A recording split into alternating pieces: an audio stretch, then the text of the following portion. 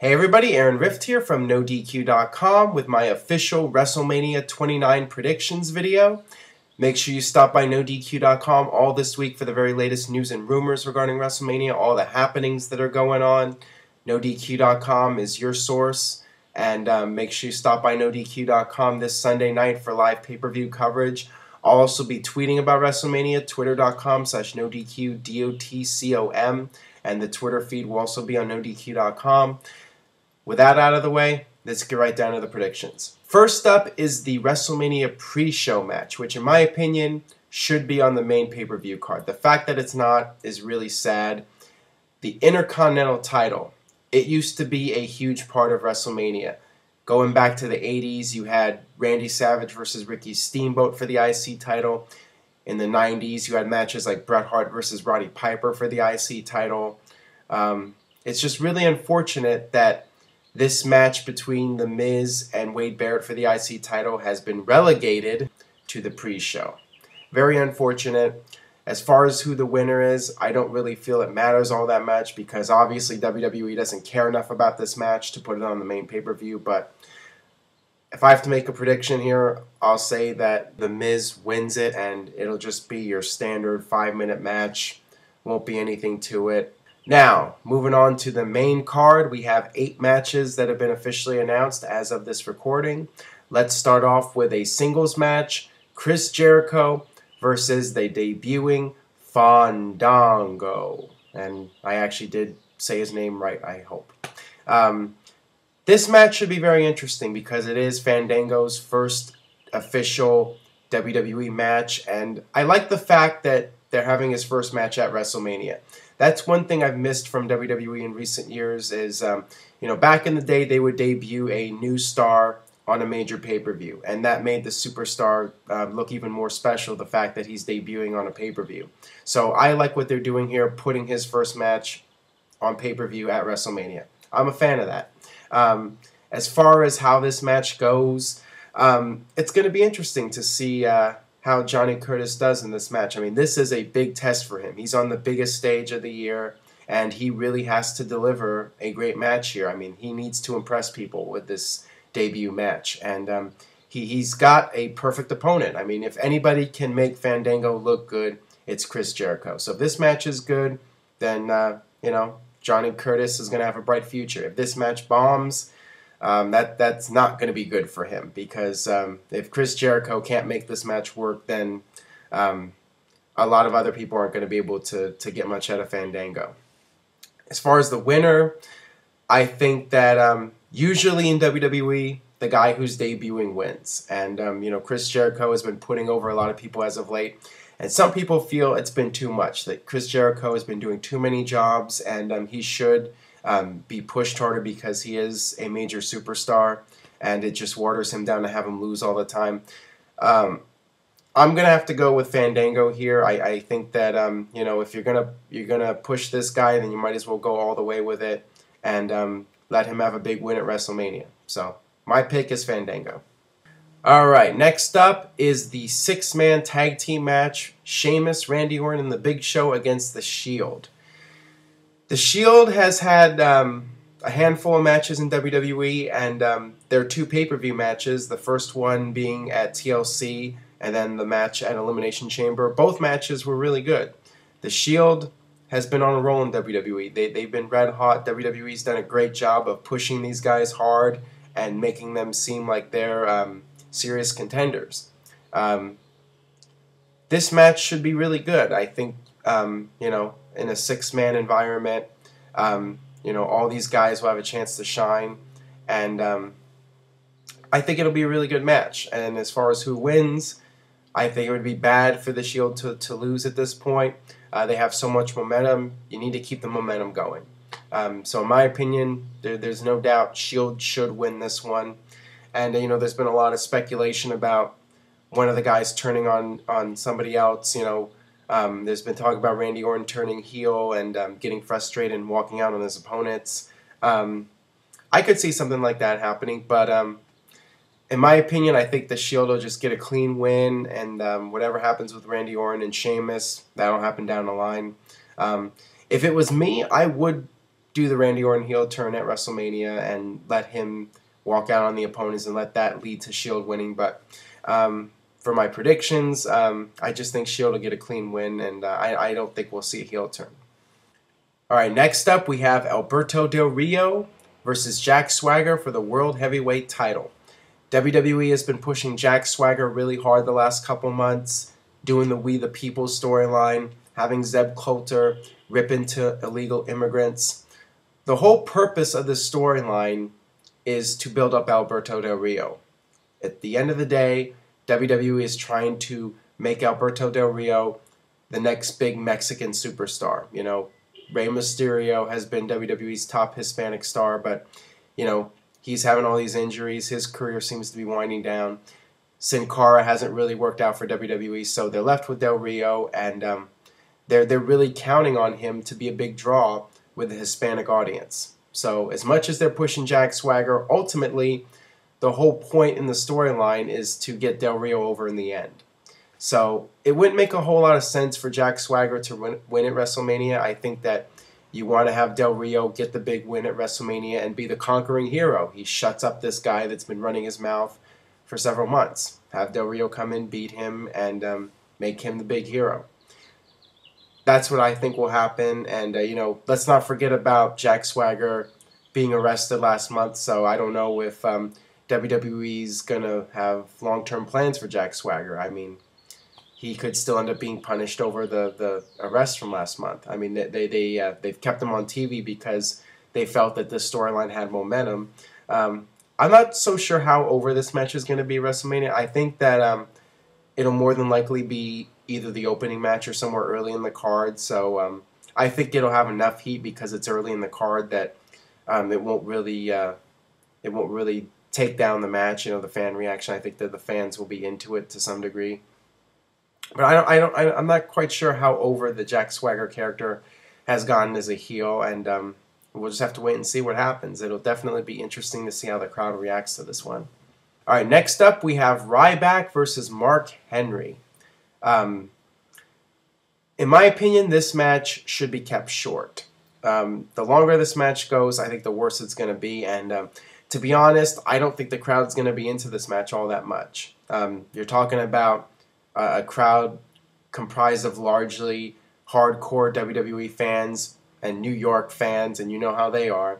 I fully suspect we'll hear the Goldberg chants in this match, and if it goes too long, we might hear some boring chants. So I think that this match should be kept short, and you know, Mark Henry's the past. It's time to build to the future. Ryback is the guy you're focusing on for the future, so he needs a big win here. And just let him make short work of Mark Henry. I think that's the best way to go. All right, next we have the tag team title match. Team Hell No defending the tag team titles against Dolph Ziggler and Big E Langston. A lot of people have talked about how Team Hell No should break up and, you know, the tag team has run its course, but I just feel like the team of Dolph Ziggler and Big E Langston has been thrown together, and I think it holds Dolph Ziggler back. I mean, at some point, Dolph Ziggler is going to need to cash in Money in the Bank, and you're going to have that whole storyline. So do you really want to hold him down with the tag team titles while you're trying to do that Money in the Bank storyline? Because of that and the fact that on Raw this past Monday night, Ziggler and Langston got the best of Team Hell No. Usually when somebody gets the upper hand on somebody on the Raw before the pay-per-view, they end up losing at the pay-per-view. So with that psychology in mind, I think that Team Hell No will retain the tag team titles, and I really do feel that that's the right decision if you're going to be doing the Money in the Bank storyline with Dolph Ziggler. You don't want to have the tag team titles being mixed in, and then that just waters everything down. So, in my opinion here, Team Hell No should retain. All right, we have Brock Lesnar versus Triple H. No holds barred match. If Triple H loses, he must retire. I mentioned this in No DQ&A video this past week. I think that this match has the potential to steal the show.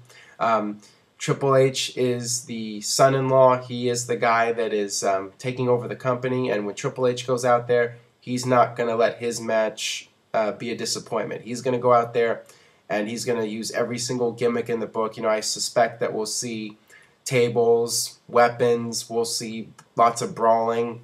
They're going to have every single assistance to make this match something special. And I think it's going to be very intense. And you have Shawn Michaels there in the corner of Triple H. So I'm not sure what the story is going to be for this match, how it's going to play out. But I think it'll be really good, and it could very well end up being the match of the night, in my opinion. As far as who wins, I'm going to go with the safe prediction and say that Triple H wins. Do I think Triple H should win? No. WWE signed Brock Lesnar for another year. In my opinion, he's your money guy. Triple H, let's face it, Triple H wins this match. It's not like he's going to be wrestling anytime in the near future. He's pretty much all but retired at this point. So you want to invest into the future, and the future is Brock Lesnar. I know Triple H winning is the feel-good story, but in my opinion, you need to protect your future investment, and that's Brock Lesnar. So I think Brock Lesnar should win, in my opinion, but realistically, I'm going to have to go with Triple H. All right, we have the streak match. Undertaker versus CM Punk. Undertaker's WrestleMania streak on the line. Based on how the storyline has gone, CM Punk has disrespected The Undertaker. He's gotten the best of The Undertaker. This past Monday on Raw, CM Punk dumped the ashes of the urn onto Undertaker, and CM Punk got this major heat leading up to WrestleMania. Usually how things go in WWE, the guy that gets the heat on the last show before the pay-per-view ends up losing. And I just can't see this story going where Undertaker gets disrespected and gets embarrassed by CM Punk and then loses at WrestleMania. Just with the way the story's going, I think that Undertaker's going to win here. And if Undertaker's going to keep wrestling, if he's going to be at WrestleMania 30, then he needs to keep the streak going. It would be stupid to have Undertaker lose here unless this is definitely 100% his final match. And my gut tells me that Undertaker will win, and he'll at least have one more match at WrestleMania 30. So my prediction here, I think that of all the matches on this show, I feel the most confident about predicting Undertaker as the winner. And now, the main event match, The Rock versus John Cena, singles match for the WWE Championship. This is a rematch from last year's once-in-a-lifetime match at WrestleMania 28. I definitely think that this match will be better than the WrestleMania 28 match. I think that there'll be more heat. You're in New York, New Jersey. You're going to have a lot of people into this match. A lot of people are going to be very passionate. People dislike John Cena greatly, especially New York fans and fans from all over the world coming in for WrestleMania. It's going to have a tremendous atmosphere. And I'm really intrigued about how they end this one, because I think it's going to be a bad idea to have John Cena beat The Rock cleanly and have that be the end of WrestleMania. I think Cena is going to get booed out of the building. Now, I could see John Cena beating The Rock and the crowd, just going along with it and cheering for him, but I can imagine the internet blowing up, people being angry, and I don't know if WWE wants that. I think that WWE wants the people to be satisfied with WrestleMania when it's over. And I've talked about this on ODQ&A video. I think that you need to do something that's going to keep people interested in watching WWE after WrestleMania. So you don't want people to have a bad taste in their mouth when WrestleMania is over. So what do you do here? Do you have John Cena turn a heel? That's something that's been speculated about, and it really feels like now's the time to do something with John Cena, and it kind of parallels the Steve Austin storyline from WrestleMania 17, where John Cena is backed into a corner and he's really desperate to win here. So will he do something that he's never done before, and that's bend the rules, or get somebody to help him out in the match? I mean, that is a possibility. I mean, anything can happen, and you never know what WWE is going to have planned. But if it was me booking it, I'd go with the Cena heel turn. But I'm not expecting it. Knowing how WWE operates, I think that they're hell-bent on making John Cena work the way that he's been working for them. And you know what? John Cena gets a huge reaction from people when he comes out with the current character he's been doing.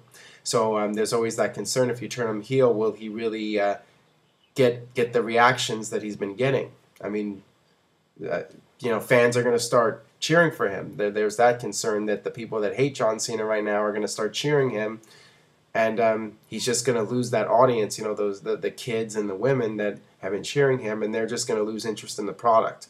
So that's definitely a big concern in WWE. And I could just, realistically, I see them going with the safe outcome, and that's having John Cena get his redemption. And John Cena is going to be the guy on Raw every week. The Rock is only going to be around a little bit longer, and then he's going back to Hollywood. So I could see John Cena winning here clean, getting his redemption, and whether that's the end of WrestleMania or not. If that's WWE's plan, to have John Cena win cleanly and get his redemption, it definitely should not be the last match of the show. So if Rock and John Cena is on last, I'm definitely going to be intrigued to see what they do. If Rock and John Cena is not the final match, I think the outcome will be pretty obvious that John Cena is going to win. Alright, that'll do it for my WrestleMania 29 predictions. What do you guys think is going to happen at WrestleMania? Leave a comment on the YouTube channel. Let me know what you think. Let me know who you think is going to win at WrestleMania. And stay tuned to NoDQ.com for all the very latest regarding WrestleMania. And stay tuned to the YouTube channel for more WrestleMania videos. And I'll see you next time. Thanks for watching.